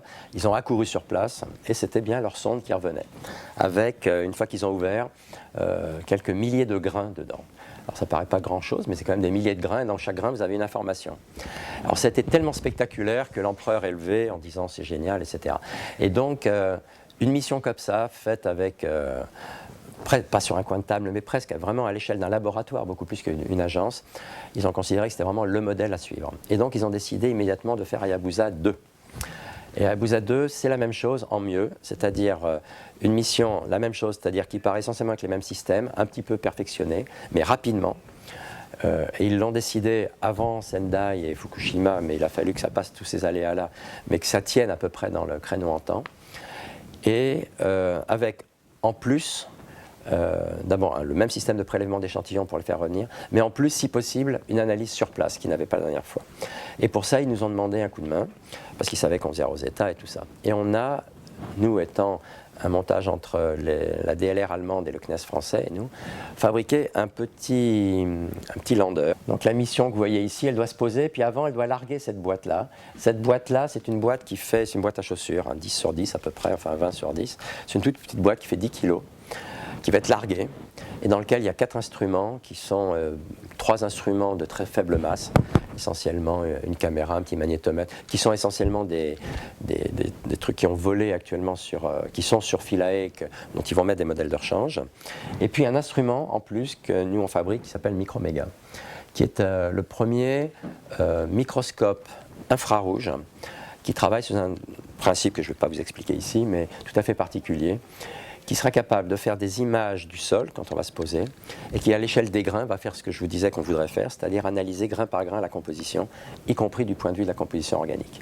Pourquoi ? Parce que là on a choisi donc comme astéroïde un astéroïde C pour la première fois, donc c'est un astéroïde riche en composés volatiles, et l'idée c'est, avant même le retour d'échantillons, savoir là-bas quelle est la composition du sol, quels sont les minéraux. Est-ce qu'il y a des minéraux hydratés? Est-ce que c'est plutôt des argiles que pas des argiles? Et est-ce qu'il y a des phases carbonées? Est-ce que les phases carbonées sont liées aux argiles ou est-ce qu'elles sont liées à autre chose? Et donc cette mission qui s'appelle Hayabusa, avec son petit lander qui s'appelle Mascot, a été développée extrêmement rapidement. On a fait ça en 2 ans, 2-3 ans. Entre le moment où ça a été décidé et le moment où c'est parti. Et c'est parti dans l'espace en décembre dernier. Je n'ai pas de photo du lancement, mais c'est un beau lancement de la base de lancement Tanegashima au Japon. Et donc, pour la première fois, on a à l'intérieur de cette boîte donc plusieurs instruments, dont celui-là que vous voyez ici, qui est en fait Microméga. Et donc, un petit mot sur Microméga, parce que c'est le seul instrument français, c'est un des instruments dont vous entendrez parler. On espère que Microméga fera sur place ce que Omega a fait à l'échelle planétaire. C'est Omega, l'instrument qui est toujours sur Mars Express, qui a été capable de faire de la minéralogie à distance et de raconter, entre autres, toute l'histoire de Mars dont je vous ai parlé tout à l'heure. Et cette carte-là, c'est une carte de Mars où tous les points rouges, ce sont les points où on a vu des minéraux hydratés. Et c'est en analysant ces minéraux hydratés et le contexte dans lequel ils sont qu'on a pu retracer l'histoire de Mars et montrer qu'il y a eu un moment où il y a eu de l'eau liquide à la surface de Mars. Donc, ce genre d'instrument capable de faire ce qu'on appelle des cubes images, c'est-à-dire XY en imagerie et une troisième dimension qui est le spectre, vous permet sur chacun des pixels d'avoir le spectre, et par le spectre, on a la composition. Donc c'est un peu compliqué comme instrument parce qu'il faut effectivement fabriquer des cubes hyperspectraux de chaque échantillon. On veut faire la même chose maintenant à l'échelle microscopique. C'est-à-dire qu'on veut maintenant, si vous avez un échantillon comme ça, maintenant ce n'est plus la planète mais c'est des millimètres, on veut grain par grain connaître la composition. Est-ce que ça c'est du carbone? Est-ce que ça c'est une argile? Qu'est-ce qu'il y a autour? Etc. On va être capable de faire ça. Et donc c'est ça qu'on a fabriqué. C'est un instrument capable de fabriquer ce genre d'imagerie et qui est un des instruments qu'on espère utiliser pour l'exobiologie embarquée, qui nous permettra donc d'avoir accès au couplage entre la minéralogie et les phases organiques, et bien sûr les glaces si on le pose sur un instrument. Donc on a fabriqué un instrument assez générique qui peut a priori se mettre partout. Donc on en a un sur ExoMars, il y en a un sur Hayabusa, il y en a un peu partout en fait. Partout on peut voler, maintenant on va essayer de voler. Mais il faut bien sûr que le CNES soit d'accord. Voilà, bon, donc je passe là-dessus. Et je vais simplement terminer en vous montrant le genre de choses que l'on peut faire avec. Et juste quelques images, mais que j'aime bien. Ce que vous avez ici, c'est un champ qui fait 3 mm sur 3 mm. Ici, le biais ici, c'est parce qu'on a une cible d'étalonnage qui nous permet d'étalonner notre appareil. Et là, on a fait un mélange de, pour ceux qui connaissent un peu de minéralogie, c'est 3 argiles différentes. Les argiles, ce sont des silicates en feuilles. Donc vous avez des feuilles de SiO2, SiO4 en l'occurrence, entre lesquelles vous avez des cations. Et parce que c'est des feuilles, l'eau se met dans ces feuillets. Et avec les feuillets et l'eau, vous avez d'autres cations qui peuvent se mettre. Et selon les cations, vous avez des réactions plus ou moins différentes qui peuvent se faire. Mais les cations, et c'est ça qui est très important, vous donnent le processus par lequel votre argile s'est fabriquée. Pour fabriquer une argile, d'un mot, vous avez besoin d'une roche basaltique que vous lessivez dans de la flotte. Chaque fois que vous avez une argile dans le jardin, vous pouvez dire, là il y avait du matériau volcanique qui a barboté dans de l'eau, si possible dans de l'eau chaude, pendant très longtemps. Longtemps pour en dire, ce n'est pas des semaines, c'est des milliers ou plus d'années bien sûr. Mais plus vous augmentez le lessivage, plus vous allez changer la composition du liquide à partir duquel vous allez faire votre argile. Et donc les cations ne vont pas passer en même temps en solution. Le dernier à passer en solution, c'est de l'aluminium. Donc si vous avez une argile très riche en aluminium, ça veut dire que le lessivage avait été très long. S'il n'y a pas du tout d'aluminium, c'est que vous avez juste un petit lessivage rapide. Donc tout ça, c'est pour vous dire qu'effectivement, en fonction de ce que vous mesurez, vous avez une idée du processus qu'il y a avant. Et donc c'est un peu ça. Par exemple, le kaolin, c'est que d'aluminium. Donc c'est vraiment la phase ultime, il n'y a que aluminium. La nontronite, au contraire, c'est que MgFe, momorionite aussi. Donc voilà, ici on fait un mélange, et tout ça c'est pour montrer que quand on fait une image monochromatique, on n'a aucune idée de qui est qui. Dès qu'on a la possibilité de faire le spectre, et de faire une image où on identifie les grains par certaines des bandes ici qui sont caractéristiques, je ne vais pas vous dire lesquelles, peu importe, caractéristiques de tel ou tel minéral, ben on peut savoir qui est qui. Et là, par exemple, voilà, on peut montrer que ça c'est la momorionite, ça c'est du kaolin, etc. Et donc, rien qu'avec un appareil comme ça, vous pouvez avoir l'idée à l'échelle des grains individuels de savoir quelles sont les phases minérales, non seulement de dire qu'il y a des argiles, mais même à l'intérieur des argiles, lesquelles vous avez. Donc il y a une information, le jour où on sera capable de faire ça sur un astéroïde, ça nous renseignera énormément sur l'activité qu'il y a eu à la surface de votre astéroïde qui a permis de synthétiser telle ou telle chose. Quand je vous dis qu'il faut faire barboter de matière organique par de l'eau, il n'y a pas eu ça sur un astéroïde, et pourtant il peut y avoir eu des argiles, donc le type d'argile nous dira éventuellement quel type de processus métamorphique il a pu y avoir. Donc c'est un peu ça l'objectif. Ça c'est la même chose avec des sulfates. À nouveau, je ne vais pas être long sur les sulfates, mais pour les gens qui ont travaillé un petit peu sur Mars, ils savent pourquoi c'est intéressant. La kysérite, il y en a très peu sur Terre. Kysérite, c'est un sulfate monohydraté, de magnésium en l'occurrence, donc c'est MgSO4 avec un H2O. Le gypse, l'ancêtre à partir duquel vous faites du plâtre, c'est du CaSO4, c'est un sulfate de calcium dans lequel il y a 2 H2O. D'ailleurs, quand vous faites du plâtre, c'est que vous le déshydratez d'abord, et puis vous remettez du truc après, ça se cimente, et c'est ça votre plâtre. Quand vous réhydratez votre... Donc, l'histoire sera différente, bien sûr, entre la kysérite, le gypse ou que j'ai mis la jarosite. Pourquoi? Parce que dès que vous avez Pour faire de la kysérite, c'est un sulfate monohydraté, il faut qu'il y ait un épisode de l'eau qu'après il n'y en ait plus. C'est pour ça que sur Terre, il n'y en a pas, parce qu'il n'y a pas d'endroit sur Terre où l'eau n'arrive pas en permanence. Il y a un seul endroit, près de Kyser, et c'est pour ça qu'on appelle ça la kysérite, où pour des raisons très locales, il y a eu un seul grand épisode. Dès que vous avez de la kysérite et que vous remettez de l'eau dedans, vous transformez ça en epsomite, en plein d'autres choses. Donc, le degré d'hydratation vous renseigne aussi sur le type d'épisode. Le fait que sur Mars, on ait trouvé beaucoup d'endroits où il y a beaucoup de sulfates monohydratés nous renseigne sur le fait qu'effectivement, tous ces trucs fluviatiles que l'on a vus, ça a été des choses épisodiques qui sont arrivées une fois, 2 fois, quelquefois 10 fois, mais un petit nombre de fois. Et on peut mesurer le nombre de fois quasiment par le degré d'hydratation des sulfates que l'on trouve. Donc voilà, tout ça c'est pour vous dire que identifier non seulement le fait qu'il y ait des sulfates, mais aussi le degré d'hydratation ou les cations qu'il y a dedans peuvent être importants. Ça, c'est pour montrer qu'effectivement, en monochromatique, on ne le voit pas. Dès qu'on a des spectres différents, on peut savoir quelle est la composition. Et plus fort encore, bien sûr, c'est la possibilité de détecter les composés carbonés. Et ça, c'est quelque chose qu'on aime beaucoup parce qu'on n'était pas sûr de notre coup non plus. Et on s'est dit, voilà, supposons que sur un sol quelconque, que ce soit Mars ou un astéroïde, il y ait des composants hydratés, parce que, par exemple, il y a des argiles. Vous êtes bourré d'argile, et donc il y a énormément de structures avec de l'eau. Supposez qu'il y a de la matière organique dedans, ce que vous voudriez voir, et peut-être que quelques grains de matière organique. Est-ce que vous êtes capable de le voir? Est-ce qu'on est capable de discriminer dans une matrice globale quelques grains organiques? S'il n'y a que quelques grains organiques dans une grande matrice d'orbite ou globalement, vous ne la verrez jamais parce que vous n'avez pas la sensibilité pour voir un grain sur 1 million. Mais à partir du moment où vous faites une image microscopique, chaque pixel est un pixel. Donc si vous avez dans ce pixel ce grain-là, ça suffit. Et donc la question, c'est pour ça qu'on va faire de l'imagerie microscopique maintenant. Donc l'idée de faire du microscope, c'est ça, c'est de faire de l'imagerie avec une résolution telle que même une phase très peu abondante à l'échelle globale, localement, elle peut devenir abondante. Donc on a pris ce qu'il y a de plus difficile, c'est-à-dire une matrice bourrée de flotte dans des argiles, et on a essayé de regarder si on met des composés organiques, on est capable de le voir.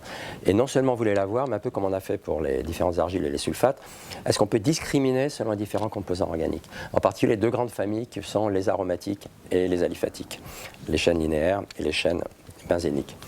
Et c'est ça qui est montré ici, je vais le dire rapidement. Le gris, c'est essentiellement le matériau de base, qui est la nontronite. Et on a mis dedans à la fois la bande A3,4 ici, caractéristique donc des aromatiques, et ici c'est quelque chose qui est caractéristique des aliphatiques. Et donc on montre qu'effectivement, dès qu'ils y sont, on les voit, ils sont séparés complètement. Et là, on a fait quelque chose encore de mieux grâce au LISA. On nous a préparé un échantillon, on a pris une argile de la nontronite, et dans les feuillets, ils ont implanté dedans des molécules, des macromolécules qui sont de l'urée. Et on voulait savoir s'il y a de l'urée dans les mailles de ces structures en filet, on est capable de le voir. Et le résultat est ici, tout le rose, c'est la nontronite, c'est l'argile, et partout où il y a du jaune comme ça, ce sont les filets d'urée que vous voyez dedans. Donc, c'est typique de ce qu'on est en train de développer maintenant pour les missions futures. Ce truc-là vole déjà sur Hayabusa. Donc sur Hayabusa, si on se pose sur un astéroïde où il y a de l'urée, on le saura. Il y a peu de chances qu'il y ait de l'urée sur l'astéroïde, mais on saura au moins s'il y a des composés organiques et jusqu'à quel degré de complexité éventuellement. Et ça fait partie des choses pour demain. Je termine d'un mot. D'un mot, c'est tout. Pour dire, dans la pléiade de ce qu'il va y avoir, donc, la mission Hayabusa n'est pas la seule mission prévue actuellement pour aller sur les petits corps, mais c'est la seule qui soit vraiment dans le pipeline de ce qui est pour l'instant décidé, puisqu'elle est déjà en vol. Donc après Rosetta et Hayabusa, il n'y a pas actuellement de mission en développement pour aller voir des petits corps. Mais il y en a plein en conception, et ça va dépendre en grande partie du succès de Rosetta, bien sûr. Mais au plan européen, il n'y a rien qui arrive avant longtemps, et comme il faut une bonne dizaine d'années de gestation pour une mission, je dirais qu'à votre niveau, vous serez parmi ceux qui peuvent éventuellement aider à promouvoir de nouvelles missions. Mais ça suppose que vous démontriez, l'intérêt, et surtout que technologiquement, vous avez quelque chose qui fera passer le cap de ce qu'on sait faire maintenant. Avec les Japonais, il y a une mission actuellement qui consiste à compléter l'exploration du système solaire. Pour l'instant, avec Hayabusa, on regarde la ceinture des astéroïdes. On prend des géocroiseurs, mais ils viennent de la ceinture des astéroïdes, astéroïde C. Avec Philae, on a été dans un objet de Kuiper, un petit peu loin. Ils essayent de regarder maintenant au milieu. Donc on essaye de regarder, vous savez que sur l'orbite de Jupiter, il y a des points de Lagrange où un certain nombre d'objets ont migré et se sont stabilisés, parce que le propre d'un point de Lagrange, c'est que quand vous êtes là, vous êtes en équilibre gravitationnel entre le Soleil et le reste du monde. Et donc, il y a un certain nombre de points d'accumulation. Et sur l'un de ces points d'accumulation, il y a ce qu'on appelle les satellites troyens, qui sont des objets dont on ne sait pas trop s'ils viennent de l'intérieur ou de l'extérieur. Et l'idée, ça serait justement d'aller se poser sur l'un d'entre eux. Donc, dans l'année, on devrait avoir, et on essaye d'y participer, l'accord des Japonais pour être les primes de cette mission-là, mais ça serait une grosse mission qui devrait être décidée cette année. On essaye de faire en sorte que sur cette mission, il y ait un gros lander équivalent à Philae qui soit fabriqué conjointement par les Allemands et les Français. Donc il y aura une grande place à de l'instrumentation française. Il ne faut pas le dire au CNES, ça, parce qu'ils ne sont pas encore au courant, donc il vaut mieux que ça ne se sache pas encore. Mais si ça peut se faire, je crois que c'est une occasion à ne pas louper. L'idée, c'est que si ça se fait, le lancement, c'est dans 10 ans. On arrive sur place dans 20 ans. Donc les manips in situ sont dans 20 ans. Ça colle pile avec vos âges. Et le retour d'échantillons, c'est 10 ans plus tard, parce qu'en plus, on ramène des échantillons. Et donc dans 30 ans, on a les résultats, ici en laboratoire, où on pourra comparer la composition d'échantillons qui viennent des Troyens avec les manips in situ faits dans 20 ans. Donc on se retrouvera dans 35 ans pour discuter de ça. Pour Hayabusa 2, j'ai oublié de vous dire qu'on se pose en 2018, donc bientôt. On repasse près de la Terre en fait en janvier prochain, on fait un rebond comme ça début 2016 et on fonce, on arrive en 2018, on se pose, donc Mascot va analyser le sol en 2018. Et juste après, il y a des échantillons qui sont prélevés, qui arrivent ici, fin 2020, début 2021. Donc dans peu de temps, dans 6 ans, on devrait avoir un retour d'échantillons d'un astéroïde C. Donc on pourrait comparer la composition à ce qu'on va mesurer in situ. Dernier point sur lequel je vais dire 2 mots, mais pas plus, parce que je suis sûr qu'Hervé en parlera demain. Il y a une mission exobiologique maintenant qui existe encore, qui s'appelle JUICE. C'est une mission d'un programme de l'Agence spatiale européenne de l'ESA. C'est ce qu'on appelle le programme Cosmic Vision, qui est un des programmes actuellement en développement par l'Agence spatiale européenne, qui a à la fois des grandes et des petites missions. Grandes comme elle, large, et petite. Et la JUICE, c'est la première de ce programme-là. Les suivantes ne sont pas encore décidées. Si la deuxième, c'est Athéna. Mais L1, c'est la seule mission qui rentre un petit peu dans ce que vous pouvez considérer comme votre thématique. Pourquoi est-ce qu'elle appartient à votre thématique? C'est que ce qui a poussé à la sélection de cette mission, c'est de se dire, dans le système solaire, pour la raison un petit peu que je vous ai discuté aujourd'hui, de l'eau à l'état liquide, il n'y en a que sur Terre, on peut comprendre maintenant pourquoi. De l'eau à l'état liquide, il a pu y en avoir ailleurs dans le passé, il n'y a à peu près que Mars qui est le bon candidat. Donc si on pense que l'eau est un ingrédient nécessaire, en tout cas qui aide, nécessaire n'est peut-être pas le mot, mais en tout cas qui favorise une évolution chimique qui peut aller jusqu'au biologique, il faut trouver où il y a de l'eau. À la surface, on fait tout avec le programme martien, je vous en ai parlé beaucoup. Maintenant, bien sûr, on peut trouver de l'eau à l'intérieur. Pourquoi? Essentiellement, j'ai dû mettre ça ici. Non, j'ai pas mis ça, voilà. Il y a une particularité du diagramme de l'eau, c'est que cette courbe ici, c'est-à-dire le passage solide-liquide, il n'est pas vertical, il est un petit peu en biais. En exagérant, il est comme ça, d'accord? Ce qui veut dire que si vous êtes comme ça, si vous prenez le solide et que vous êtes à ce point-là, par exemple, sous une atmosphère, et que vous augmentez la pression, forcément, à un moment donné, vous tombez à l'état liquide. Donc, cette particularité du diagramme de phase de l'eau fait que vous passez du solide au liquide en augmentant la pression. Si vous voulez couper de la glace, il ne faut pas chauffer votre couteau, il faut l'aiguiser. Si vous aiguisez votre couteau, simplement la pression devient plus forte et vous coupez de la glace. Vous le savez de votre pratique de tous les jours. Donc ce changement de phase solide-liquide en augmentant la pression, et bien sûr, dès que vous quantifiez un peu les choses, vous dit que typiquement, sous 2 à 3 km de glace, la pression est telle que sous 2 à 3 km de glace, l'eau est forcément à l'état liquide. Donc s'il y a quelque part dans le système solaire des objets qui ont quelques kilomètres de glace, en dessous, il y a forcément de l'eau liquide. Et quand on regarde où il y en a des comme ça, ben, il y en a un sûr, c'est celui que je vous ai montré tout à l'heure, qui est Europe. Europe est un objet qui est recouvert de glace. Ça, c'est des images anciennes, je les aime bien parce que c'est Voyager qui les a fait, mais on a d'autres images, bien sûr, plus récentes par Cassini, quand elle est passée, et par Galileo. Mais pour l'essentiel, c'est la même idée. Quand on travaille sur ces images-là, on s'aperçoit qu'effectivement, il y a de la glace, mais quand on regarde cette glace avec ses crevasses, on a l'impression qu'elle a flué sur quelque chose, et ce quelque chose, c'est probablement l'eau liquide sur laquelle elle tient.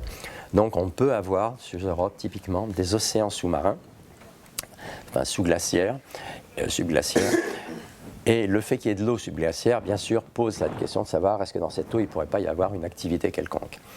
Donc ça, c'est un des cas possibles, mais ce n'est pas le seul. Il y a d'autres endroits, en particulier sous Ganymède, qui a un petit peu le même genre de structure. Ganymède, je vous ai montré tout à l'heure une image. C'est une image mixte où on voit de la glace et de la caillasse, mais probablement aussi sous Ganymède, à le même genre de profondeur, quelques kilomètres de profondeur, il doit y avoir aussi de la glace. Sous quelle forme de l'eau liquide? Qu'est-ce qu'il y a en dessous de l'eau liquide? Est-ce que c'est de la caillasse ou autre chose? On n'en sait évidemment rien. Mais il y a toutes les raisons de penser que cette eau peut être elle-même en interaction avec de la roche. Donc l'interaction entre de l'eau et de la roche dont je vous parlais tout à l'heure comme nécessaire pour amener des cations dedans, ça devrait marcher. Est-ce que ça suffit pour que le troisième ingrédient, c'est-à-dire carboné, y arrive? C'est une autre affaire. Donc on ne sait toujours pas s'il peut y avoir une activité organique, voire vivante là-dedans, mais ça vaut le coup de le rechercher. Et donc c'est pour ça qu'essentiellement, la mission JUICE a été faite pour aller dans le système de Jupiter et essayer d'analyser le mieux possible les satellites. Le problème de Jupiter, c'est que c'est un objet qui est très magnétique, et donc si vous vous rapprochez trop de Jupiter, il y a énormément de particules très énergétiques qui sont fabriquées. Il y a un flux de particules à 1 million d'électronvolts, égal au flux des particules du vent solaire qui est dans le kilo-électronvolt ici. C'est-à-dire qu'on multiplie d'un facteur 1000 l'énergie, on a le même flux de particules. Donc la plupart des constituants électroniques, etc. ne tiennent pas. On a un vrai problème. Donc on va essayer de rester relativement loin, ce qui fait que Io, par exemple, on ne pourra pas le voir autrement que de très loin. Mais pour ceux qui sont, comme Ganymède et Callisto, suffisamment éloignés des ceintures de radiation, on pourra faire ça. Donc JUICE est essentiellement faite pour étudier Callisto et Ganymède, mais elle va faire quand même quelques survols d'Europe, pour la raison que je vous ai expliqué tout à l'heure. Donc ça, c'est une mission qui a été décidée. Les instruments ont déjà été aussi sélectionnés. Et comme les instruments ont été sélectionnés, on sait à peu près qui sont les laboratoires qui sont impliqués. En France, il y a un seul laboratoire qui a la responsabilité d'un instrument. L'instrument s'appelle MAGIS, c'est un peu l'équivalent d'Omega. C'est un instrument qui va faire de la spectrométrie infrarouge, à nouveau de l'imagerie hyperspectrale en orbite. C'est un consortium dont l'IAS a la responsabilité, mais il va y avoir plein d'autres expériences possibles. Donc il va y avoir, mais c'est un départ dans 2022-2023, si on a encore une Ariane 5 à ce moment-là, pour une arrivée à la fin des années 20, 29-30. Donc c'est pas pour tout de suite non plus, mais ça fait partie du panorama. Donc il y a dans ce schéma d'exploration, voilà les étapes. Donc ça peut paraître loin, mais il faut voir que toutes les missions ont typiquement ce genre de constante de temps. Il y a très peu de missions, sauf éventuellement les missions martiennes, mais même ce dont je vous parle sur le retour d'échantillons, c'est aussi à l'échelle de 10, 15, 20 ans. C'est la constante de temps à laquelle on travaille, typiquement en exobiologie expérimentale maintenant. Je suis absolument convaincu que l'exobiologie a eu un virage important avec l'accès au spatial, parce que pour la première fois, on a une approche réellement scientifique. Pour la première fois, à partir des données, on peut se faire une représentation qu'on peut aller valider sur place. Depuis qu'on fait cette validation, il y a énormément d'allers-retours. Beaucoup de choses ont changé. La première chose qui a changé, de mon point de vue, c'est vraiment cette notion d'unicité ou de diversité des chemins d'évolution, qui est quelque chose qui est en train de se construire. Si vous faites un sondage dans la communauté même planétaire en France, je pense que vous ne trouverez personne d'accord avec ce que je viens de dire. Mais je suis convaincu que ça prend son chemin. C'est-à-dire que plus on va dans l'interprétation et dans la compréhension des processus qui ont mené à ce que nous sommes aujourd'hui, plus les gens acceptent cette idée que la diversité des formes prises par les mêmes processus entraîne des chemins d'évolution extraordinairement différents. Et ça, comme je vous l'ai dit, ça colle avec ce qu'on trouve sur les exoplanètes maintenant. À nouveau, ça ne veut pas dire que dans des environnements différents, ce qu'on appelle le vivant ne va pas avoir des capacités d'adaptation qui fait que même genre de forme peut se trouver ailleurs. Mais ce qui va, à mon avis, disparaître, c'est l'idée qu'il y a un chemin d'évolution unique, déterministe, qui, à partir des quarks, ne peut qu'aboutir au cerveau humain. Je pense qu'il faut qu'on abandonne cette idée-là, le plus rapidement sera le mieux, et que ce n'est pas parce qu'actuellement il n'y a qu'un seul univers observable que... Parce que, vous savez, ce qu'il y a derrière tout ça, il y a l'idée que pour avoir l'évolution que l'on a actuellement, qui passe des quarks aux protons, etc., on s'aperçoit qu'il a fallu des conditions très particulières, que si vous changez un petit peu les conditions, vous avez autre chose. Et donc ça a donné naissance très rapidement à l'idée que puisque quelqu'un voulait arriver là, il a tout réglé pour que ça arrive là. Non. C'est pas parce qu'en changeant les conditions, vous avez un autre chemin d'évolution que ce chemin d'évolution était prévu. C'est pas parce qu'il a fallu une collision particulière qui a donné naissance à la Lune que la collision a pris cette forme-là. Mais il se trouve que cette forme-là a donné naissance à la Lune, qui a stabilisé le climat, qui a permis une adaptation. Tralala. Donc je pense que plus ça va, plus on va s'habituer à cette idée que de cette diversité des chemins d'évolution a né la diversité de ce qu'on observe aujourd'hui, qui se ramène à un petit nombre d'interactions, mais dans une diversité à nouveau des champs d'interaction très tôt, qui sont liés aux aspects chaotiques auxquels on a fait un petit peu allusion tout à l'heure, qui est tout à fait fondamental. Là-dessus va se greffer bien sûr le vivant. ma propre idée, c'est que le concept même de vivant va évoluer à la même vitesse que la recherche là-dedans. C'est que, vous savez, la notion de force, par exemple, que vous avez toujours, sur laquelle nous avons tous grandi, hein. Il y a quelque chose d'extraordinaire avec ça. Quand Newton voit tomber la pomme et dit c'est la même chose qui fait tomber la pomme et qui fait tourner la Lune autour de la Terre, c'est génial. Et quand il dit il suffit de caractériser les particules par un nombre que j'appelle la masse et je calcule l'interaction, M' sur R2, c'est grandiose. Et à cause de ça, la même chose pour la charge et la force coulombienne, on arrive à comprendre le monde avec 4 types d'interactions. Mais c'est force quand on réfléchit. Comment la pomme sait que la Terre existe? Pourquoi la Lune sait que la Terre existe? C'est quoi ce truc-là? C'est de la magie noire, ce truc. Et donc, il a fallu beaucoup de progrès de la physique pour arriver à l'idée que ce qu'on appelle une force, c'est une interaction à distance, il faut bien que l'information passe, et donc en fait, vous devez échanger quelque chose. Et qu'en fait, ce qu'on échange, c'est des particules, et que les forces ne sont rien d'autre que... Les forces ne font que traduire les particularités ou les caractéristiques des particules d'échange. Donc on a tout un processus comme ça. La même chose avec Boltzmann au 19e siècle, avec température et énergie cinétique. Donc on utilise, et la même chose avec la masse d'ailleurs, masse et énergie. Donc on utilise souvent des notions nées bien avant qu'on comprenne la réalité de cette notion-là. Et en fait, dès qu'on essaye d'aller plus loin que cette réalité-là, il faut dépasser cette chose-là. Donc par exemple, pour la notion de force, c'est vrai qu'en physique fondamentale, les gens ne parlent plus de force, ils parlent justement d'interaction à cause de l'échange. De même pour la masse, on parle, la plupart des physiciens mesurent les masses en joules, parce que masse et énergie, c'est la même chose, etc.